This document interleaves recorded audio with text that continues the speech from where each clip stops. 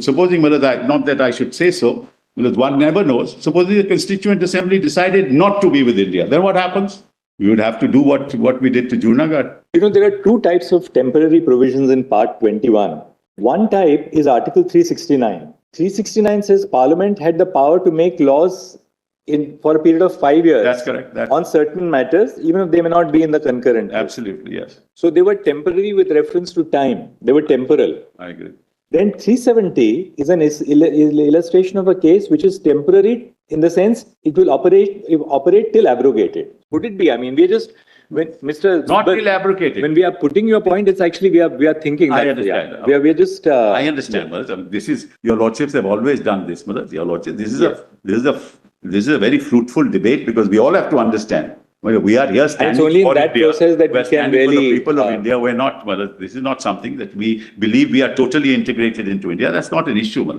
We have said so. I mean, our constitution says we're an integral part of India. So where's the question of moving away from that? There were only two choices. We said, the Constituency Assembly said all of constitution to apply. We'd be like any other state. But they don't have to make a constitution of their own. Then they don't have to make a constitution of their own.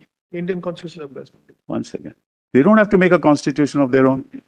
The Constituent Assembly would say, we integrate into India, we're part of India, we're like any other state, we don't need a constitution, and all those lists will apply.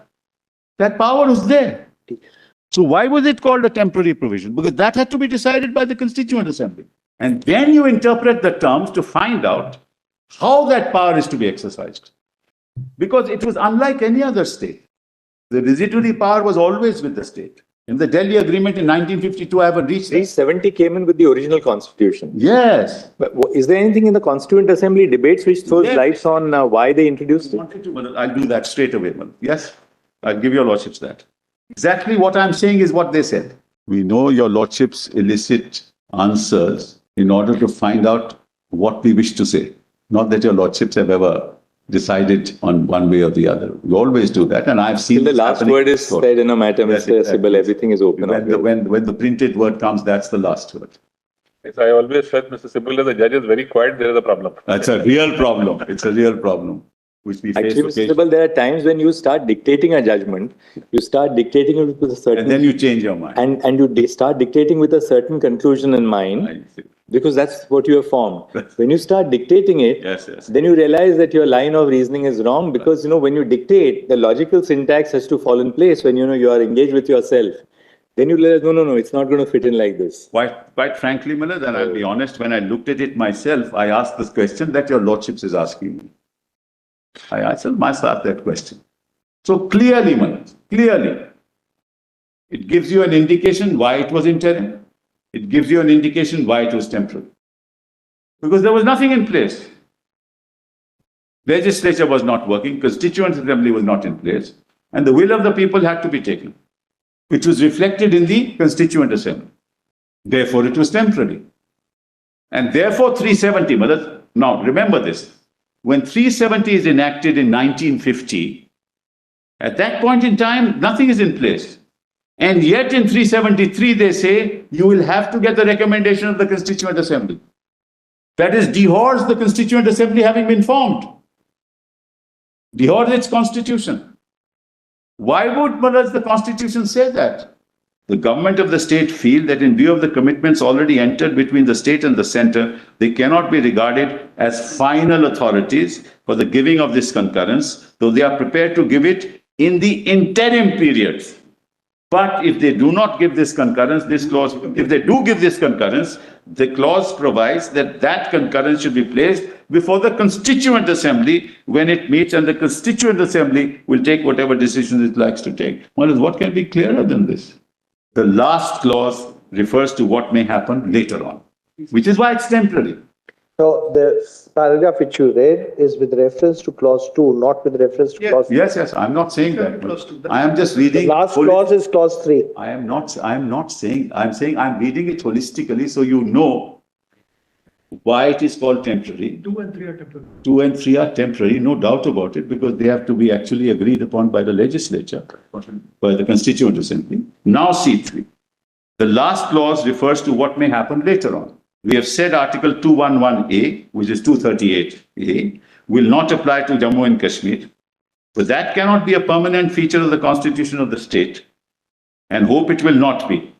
So the provision is made that when the Constituent Assembly of the state has met and taken its decision, both on the constitution for that state and on the range of federal jurisdiction over the state, the President may, on the recommendation of the Constituent Assembly, issue an order that this Article 306A shall either cease to be operative or shall be operative only subject to such exceptions and modifications as may be specified by him. But before he issues any order of that kind, the recommendation of the Constituent Assembly will be a condition precedent. That explains the whole of the article. I mean, we, in hindsight, sitting in 2023, can't interpret a provision except on its terms. We're here to interpret the Constitution. We're not here to legitimize a process which is inconsistent with the express terms of the Constitution. This explains several things. One, why it was a temporary provision. Two, Constituent Assembly had not been constituted then. It was envisaged in our Constitution that it will be constituted, and the ultimate authority of abrogating 370 will be left to the Constituent Assembly. And a precondition of that would be a recommendation of the Constituent Assembly for the President to pass on. Absent that, it can't be done. That was the understanding of the lawmakers, of the constitution makers of India, of the Constituent Assembly. That is why it was put in. It was not a temporary provision in the sense that it had ultimately 370 had to be abrogated. That's not the meaning of the temporary provision that we're talking about. In any case, Malaj, a heading of an article can determine the content of the article. Content of the article is clear. So, Malaj, the government of the day was staring at the provisions of Article 370. And according to me, through a political act, not a constitutional procedure, declared that 370 is gone. That's why I said it was tossed out of the window through a political act, not through a constitutional act. Such a political act cannot be determined by the Parliament of India. It's not in the remit of the Parliament of India to take a political decision to abrogate 370. And I will demonstrate as we move along, well, how it was done and in what manner it was done. Nobody can deny that the people of Jammu and Kashmir are with the Union. It's an integral part. Nobody can deny that. But there is a special relationship. There is a unique relationship which is engrafted in 370 itself. You can't jettison that except by following a process which is ordained by law. So, as your lordships asked me on the Constitution, I wanted to just mention this. This is the debate. However, averse to President exercising the power to proclaim a general emergency on account of internal disturbance, which ultimately your lordship knows was also taken out of the Indian Constitution under 352. At the relevant time, it was there. It was there at the relevant time, but the state said we will not allow it to be exercised. I'm just trying to think aloud. At the relevant time in 75. Yes, it was there. It was there. It was very much there. And this, through some subsequent orders, it equally applied to Jammu Kashmir at that time. That's correct. That's correct. Absolutely right. This summary, which my friend was doing, Delhi Agreement summary, this seems to have been taken out of this book, and Justice A.S. Anand. It's not publicly available, but Justice Anand has that one. Constitution, it's published. Constitution. No. The agreement is not publicly available. So he has given the authoritative statement in the sense, what is it? What does it imply? That's correct. This is also part of the compilation, which is before your lordships. Yes. Justice That's what we Anand's were books. reading. Yes. So, but what happens ultimately is that Parliament exercised the will of the people of Jammu and Kashmir when they abrogated the article. That's what happened. They took upon themselves the constitutional responsibility of saying that we are now the legislature, we are the Constituent Assembly, and we will exercise the will of the people of state of Jammu and Kashmir to say that we abrogate 370. In essence, that's what happened. Is that possible constitutionally? Is that envisaged by 370? Is it not an exercise of political power without reference to 370? And can such a power be exercised in the manner in which it was exercised. That's a matter of procedure. Well, then there is citizenship. We need not go into it. Fundamental rights. We don't have to go into all this. I have to say, Maharaj, that I've been and even though I say it to myself, a good student because I can access it immediately.